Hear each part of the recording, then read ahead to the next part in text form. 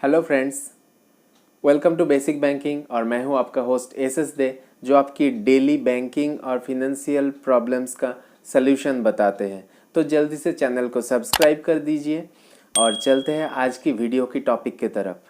Friends, आज का topic है बैंक का प्राइवेटाइजेशन। पीएसयू बैंक जो गवर्नमेंट बैंक होता है उसका प्राइवेटाइजेशन को लेके आज का टॉपिक है।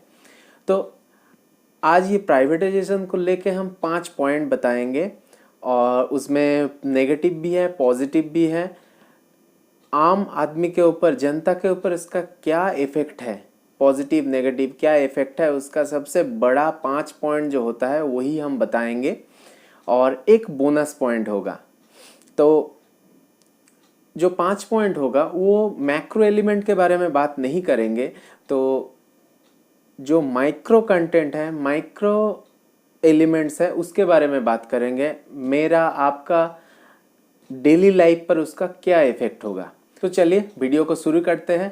Point number 1, friends, PSU bank, government bank जब प्राइवेटाइज होता है तो सबसे पहले क्या होता है, उसका जो मिनिमम बैलेंस रिक्वायरमेंट होता है। गवर्नमेंट बैंक में क्या होता है, आम आदमी का अकाउंट होता है, आपका मेरा अकाउंट होगा, तो वहाँ पे मिनिमम बैलेंस जो होता है सरकारी बैंक में 500, 1000 ऐसे करके मिनिमम बैलेंस होता है। लेकिन जब भी वो प्राइवेट हो जाता है तब उसका मिनिमम बैलेंस बढ़ जाता है। ये ताज्जुब की बात है। देखिए, हाल ही में आईडीबीआई बैंक उसको खरीद लिया, एलआईसी। अभी उसके लिए भी ढूंढ रहा है, खरीदार ढूंढ रहे हैं निर्मला जी कि भाई एलआईसी से वो कौन खरीदेगा। तो जल्दी उसके बारे में भी न्यूज़ आ जाएगा। लेकिन देखिए, आईडीबीआई बैंक प्राइवेटाइज हुआ, प्राइवेटाइज होने से पहले उसका मिनिमम बैलेंस रिक्वायरमेंट जो है वो था 500, 1000, मतलब गांव में 500 रुपया और मेट्रोज में 1000 रुपया। लेकिन जब भी प्राइवेटाइज हो गया, अभी उसका क्या मिनिमम बैलेंस का स्थिति है, उसका मिनिमम बैलेंस मतलब उसमें आपको अकाउंट रखने के लिए आपको 5000 रुपया रखना पड़ेगा मिनिमम बैलेंस, जो हमारे आपके लिए मुश्किल की बात है। पॉइंट नंबर 2, मान लीजिए हम लोग मिनिमम बैलेंस मेंटेन भी कर रहे हैं या फिर कुछ स्पेशल स्कीम्स होता है जिसमें जीरो बैलेंस में खाता खोल लेते हैं, प्राइवेट बैंक में भी खुल जाता है। तो मान लीजिए हम लोग खाता खोल लिए, लेकिन उसमें सर्विस चार्जेस फ्रेंड्स बहुत ज़्यादा होने वाला है। सरकारी बैंक का चार्जेस, सर्विस चार्जेस और प्राइवेट बैंक का सर्विस चार्जेस में आसमान ज़मीन का फ़र्क है। प्राइवेट बैंक में आपको हर किसी चीज़ के लिए सर्विस चार्जेस पे करना पड़ता है और वो भी बड़े अमाउंट में। तो चलते हैं पॉइंट नंबर 3। पॉइंट नंबर 3 बहुत इंटरेस्टिंग है क्योंकि ये पॉजिटिव पॉइंट है।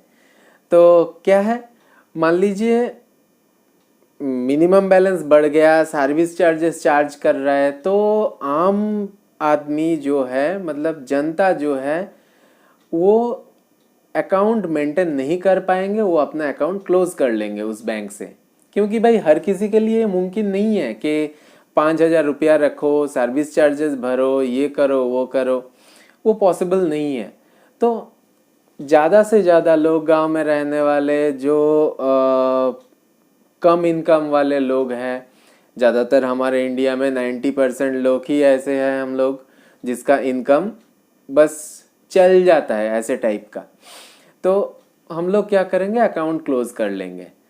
तो भाई मान लीजिए कि एक बैंक में 10,000 अकाउंट है, एक ब्रांच में 10,000 अकाउंट है, तो उसमें से भाई 9,000 लोग खाता बंद कर लेंगे, बाकी बचे रहेंगे 1000 लोग। तो कस्टमर जब कम हो जाएगा तो बैंक का सर्विस बहुत अच्छा हो जाएगा। तो इसीलिए देखिए फ्रेंड्स, प्राइवेट बैंक का सर्विसेज जो है वो टॉप नॉच सर्विस है, बहुत अच्छा सर्विस देता है। क्योंकि भाई एक एम्प्लॉई सरकारी बैंक का जो दिन में 500 कस्टमर को सर्विस देता है, वही प्राइवेट बैंक में देखिए वो 500 का जगह 100 कस्टमर को या 50 कस्टमर को सर्विस देगा। तो ये तय है कि सर्विस बेहतर होगा ही होगा। और साथ में क्या होगा, आपका ब्रांच एकदम चकाचक हो जाएगा। क्योंकि एक ब्रांच में मान लीजिए दिन में 500 लोगों का फुटफॉल होता था, वहीं पे दिन में 50 लोगों का फुटफॉल होगा। तो ब्रांच तो चकाचक रहेगा ही, हर हर चीज़ अपने जगह पर रहेगा। ब्रांच एकदम एसी लग जाएगा, गांव में जहाँ पर एसी नहीं था ब्रांच में एसी लग जाएगा, सब कुछ हो जाएगा, ब्रांच एकदम क्लीन हो जाएगा, टॉप नॉच क्वालिटी हो जाएगा ब्रांच का। ये एक बहुत पॉजिटिव, और आपको लाइन में खड़ा नहीं होना पड़ेगा।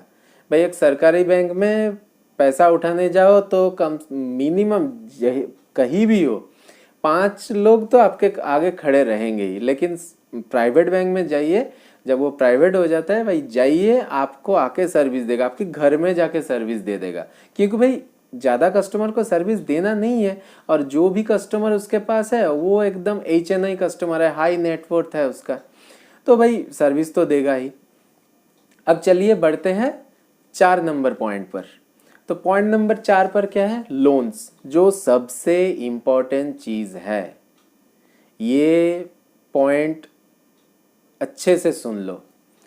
एक सरकारी बैंकों में क्या होता है, सरकारी बैंकों में एग्रीकल्चरल लोन और जो छोटा व्यापारी का लोन होता है और छोटा पर्सनल लोन जो होता है वो बहुत दिए जाता है, सेल्फ हेल्प ग्रुप को दिए जाते हैं, ऐसे बहुत लोन्स दिए जाते हैं, 15,000, 25,000, 50,000। एग्रीकल्चर में KCC लोन में आपका 1 लाख, इसको छोटा लोन ही मानते हैं। तो सरकारी बैंकों में ये सब गवर्नमेंट सब्सिडी वाला लोन दिए जाते हैं, और इसमें बैंक का कमाई बहुत कम होता है, क्योंकि इसका इंटरेस्ट रेट बहुत कम होता है और इसका रिकवरी रेट भी बहुत कम होता है। एक KCC लोन चलता है तो चला ही जाता है। और दूसरा चीज़, जो गवर्नमेंट स्पॉन्सर्ड स्कीम होता है PMEGP, या मान लीजिए आपका SVSKP, जिसमें गवर्नमेंट का सब्सिडी रहता है जो लोन में, वो भी सरकारी बैंकों में बहुत दिया जाता है। लेकिन प्राइवेट बैंक में ये सब छोटा मोटा लोन 15,000, 25,000, 1 लाख, ये सब छोटा मोटा लोन प्राइवेट बैंक इग्नोर कर देता है। भाई वो बड़े बिजनेस देखता है, प्रॉफिट कमाना है उसको, वो ऐसे ही खैरात नहीं बांटेगा। गवर्नमेंट बैंक क्या होता है, वो आपको मतलब आपका सोशल सर्विस की तरह वो लोन्स दे देते हैं, सोशल वेलफेयर करते हैं। लेकिन प्राइवेट बैंक फ्रेंड्स ऐसा नहीं करेगा।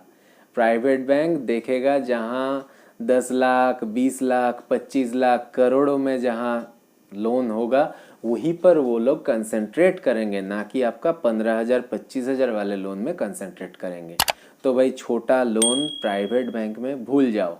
चलते हैं पॉइंट नंबर 5। लोन तो आपको मिल गया, अभी रिकवरी के लिए बात करते हैं। रिकवरी में मान लीजिए आपका 1 या 2 EMI मिस हो गया, सरकारी बैंक होगा तो भाई 1 EMI में कुछ नहीं करेगा, ज़्यादा से ज़्यादा एक फ़ोन जाएगा आपके पास। 2 EMI मिस हुआ तो आपको बुलाया जाएगा ब्रांच में।